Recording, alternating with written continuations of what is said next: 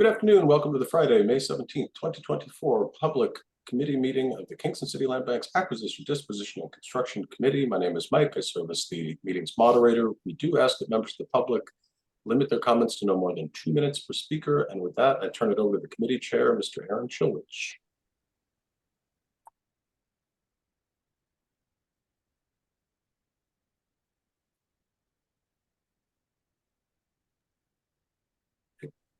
Is it me?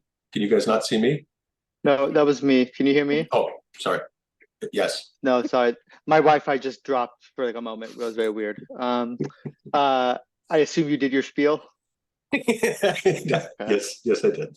All right. Well, good to see you all. So I think we have a brief agenda Mike circulated. The first thing, which I guess we can ponder it over the duration of this meeting and then come to a decision at the end of the meeting, perhaps.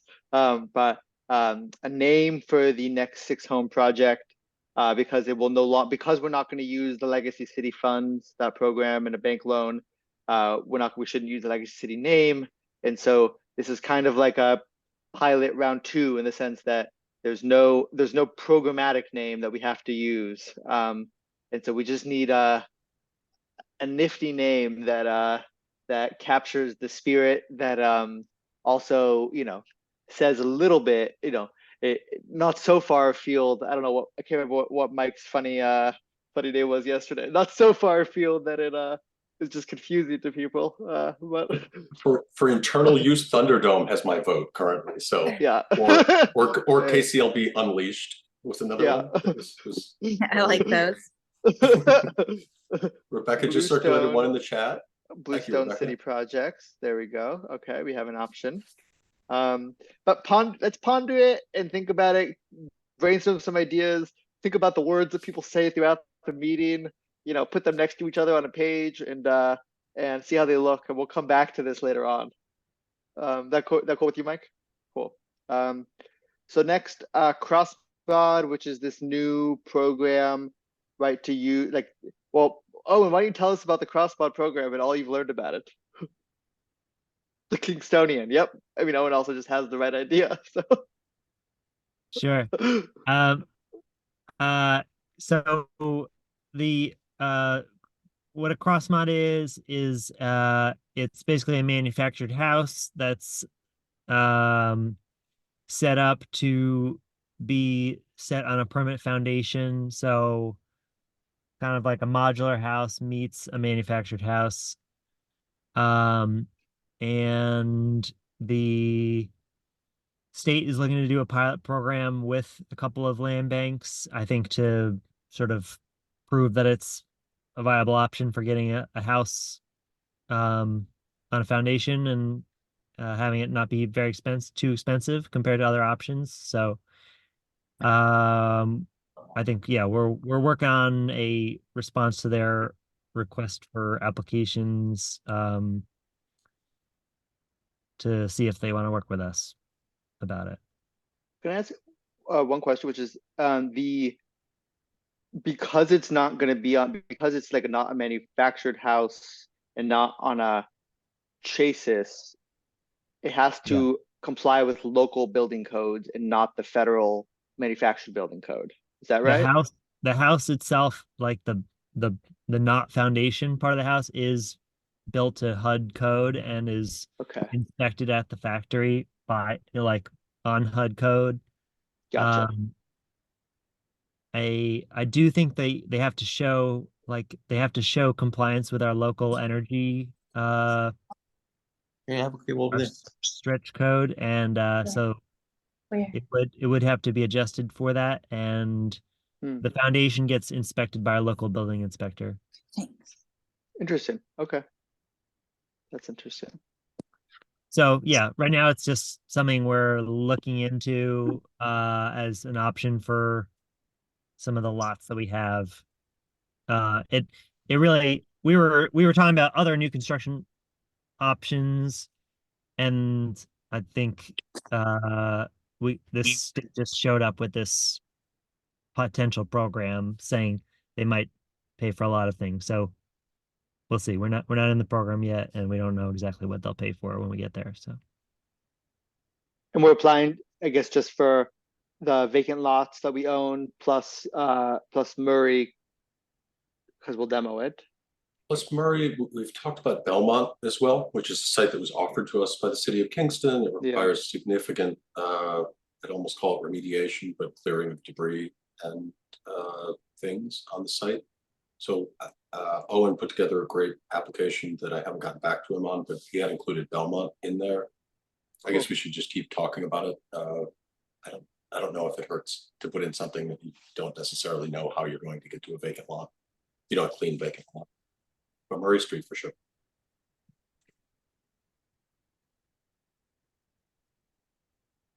So Anybody we're else? applying June 7th, I would just say, Oh, just great. for the group's awareness. And just to clarify what I was asking before, and Owen will know this better than me, but manufactured homes have to manufactured homes are held to a federal building code standard, and as opposed to like site built homes in Kingston, which are held to a local building code standard. But the federal building code standard, and Owen, to quickly from all this, the rules require manufactured homes to be on a chassis, not on a permanent foundation, which is why this is cross mod and not a manufactured home, because it's going to be put on a permanent foundation. Yeah, cross mod is a trademark term invented by the Manufactured Housing Institute as a way to solve the problem that manufactured house companies are good at making cheap houses, but they can't get traditional mortgages generally. Yep. And so that's what this term is like. I think they got the banks together and said, like, what do we got to do to get it so that you can, sell your mortgages for these buildings. Gotcha. Anybody else have questions or comments about the cross mod stuff?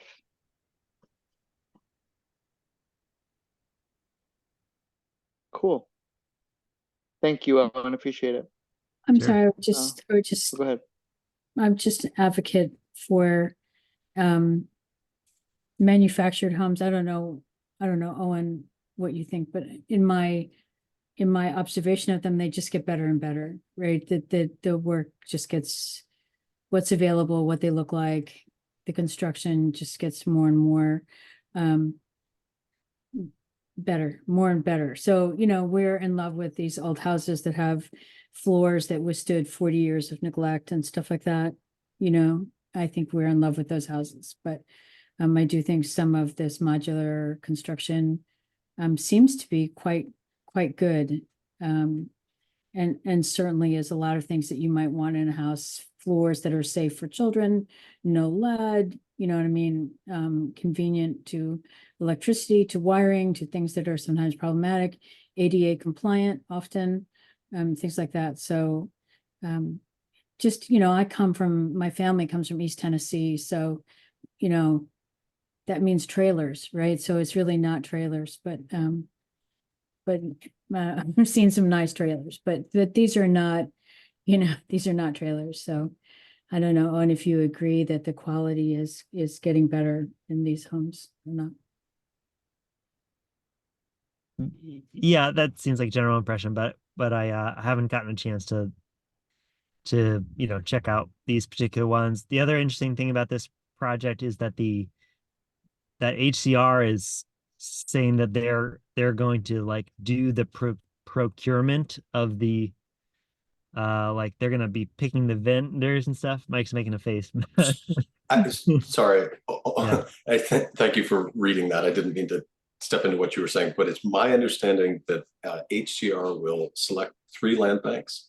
HCR will then conduct an RFP, and then the vendor that's selected by HCR, which I guess is what you were saying, sorry, is then goes into contract with the land bank and not with the state.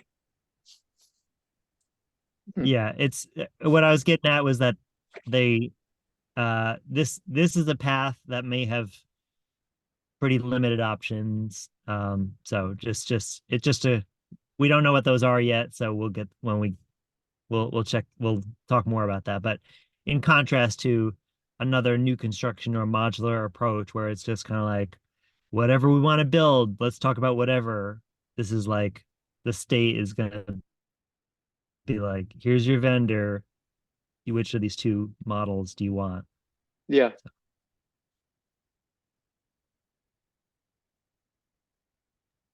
Not always the most fun. No. Limited options, but if they pay for it, Exactly. well, yeah, what you gonna do? All right, thank you, Owen. Appreciate it. Thank you, Rebecca, for the question. So next up on the agenda is Murray updates, Murray demo updates. Owen and Mike, which one of you? I can start. We have an open RFP right now for demolition. It closes in 2 weeks. I've talked to a bunch of demo companies. A number of them are passing, but I'm hoping for my goal is to get 3 real responses on it. And it'll be interesting because it's our first RFP for a whole house demolition. And then I'm chipping away at kind of the other pieces of what else is going to be involved besides just this demo contractor, figuring out how we get the electric off and plumbing disconnected and stuff for the building. And if you don't know, we're basically, we're not cleaning out the building. We're not testing for asbestos. We're doing a demolition bit that basically is like assumes asbestos is in there, and so it's saves the cost of doing the clean out and testing, but then you kind of add the cost of doing a more controlled demolition process.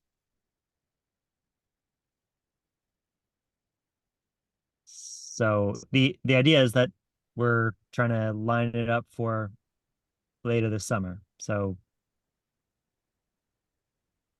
All I was That's going great. to add was that there are, as Owen mentioned, the timelines are still somewhat uncertain based on when the bids come back. And so we wouldn't be engaging with the city to request a purchase until we were sure that the bids fit our planned budget.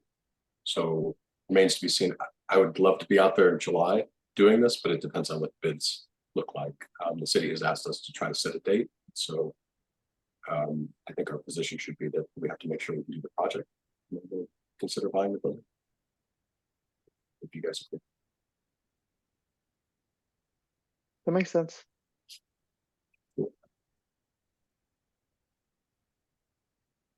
Could we jump up on one thing, Aaron, to just if Owen, if you wouldn't mind just giving the group an update on the recently named Kingstonian?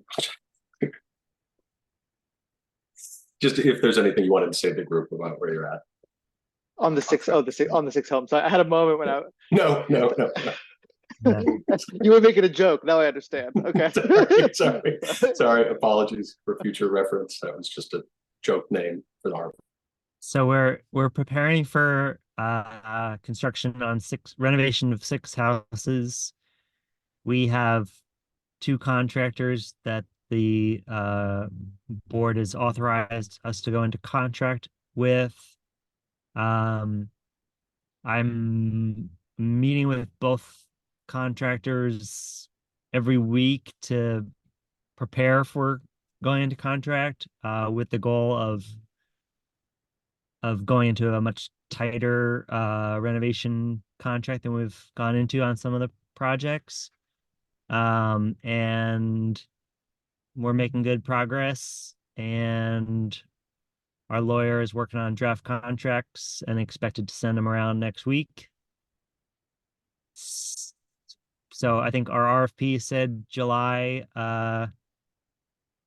anticipated construction start date, and I think that's still what we're shooting for. Though at least Chapel, which doesn't have asbestos work to do, may launch earlier than that. I believe we already have a permit application in for it. We don't have a contract yet for it, but we might have a permit before we have a contract. So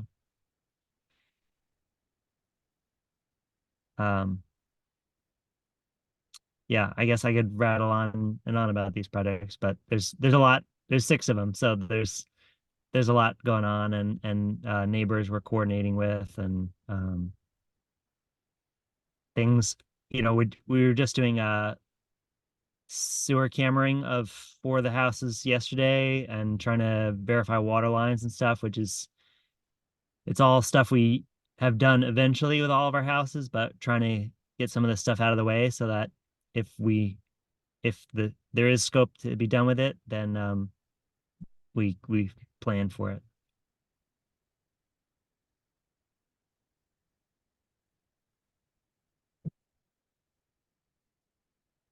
Oh, and did you come back to them with different numbers, and how are they going back to the drawing board, or what was the conversation? I'm just curious. Conversation with who? Like the 2 contracts, as you're hammering out the details, did you push back on some of the quotes, the estimates? Not yet. No, I don't have any plans to Okay. to push back about numbers. It's really about verifying what's making sure that we have that the price that we go into contract covers the work that we want to have done, and that we have allowances set for the things that we might want to have done, or might need to have done. So really that's what the back and forth about. It's not, we're not haggling. We're kind of making sure, like, hey, does this house have the water line connected to the city? Because the RFP didn't say that we need to dig up the water line. So let's just make sure that the water turns on inside of our house now. Or yeah, so I mean, while there is a small part of that discussion that can result in like changes downward in price, for the most part it's like an additive process where we're trying to increase the amount of the total scope that we're going to do and capture it early on rather than bit by bit and change orders over 2 years. Got it.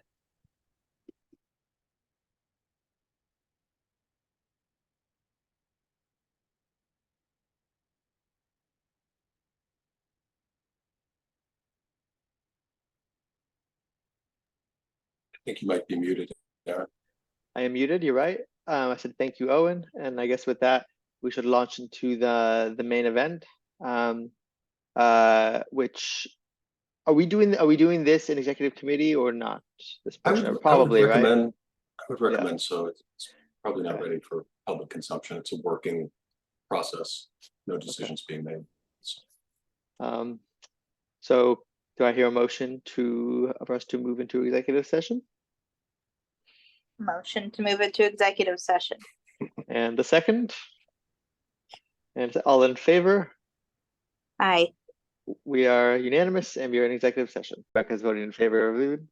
All right, we are back in session. Thank you all. So last item, returning to the beginning, names. I'm just reading through now what everyone put in here. Let's see. Oh wait, I'm sorry. I didn't mean to pause the recording. I hit that on accident. I think Owen's killing it with the names today.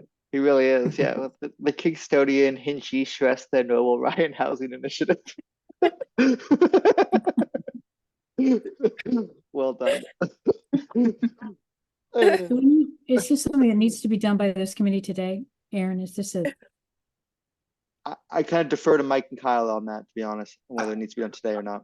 If you're okay with it, I think internally for like our Monday morning meetings that I have with Kyle and Stacy and Owen, we just need to settle on some way of calling it something. And then for external communications, that can take as long as it needs to. We will be taking it out to marketing towards the end of this year. We might want to announce that we're starting construction sooner rather than later. So let's say by our June board meeting, we can have a public facing name, if that works, and we can keep thinking about it. Maybe we'll talk about it quickly as a full board on Monday night.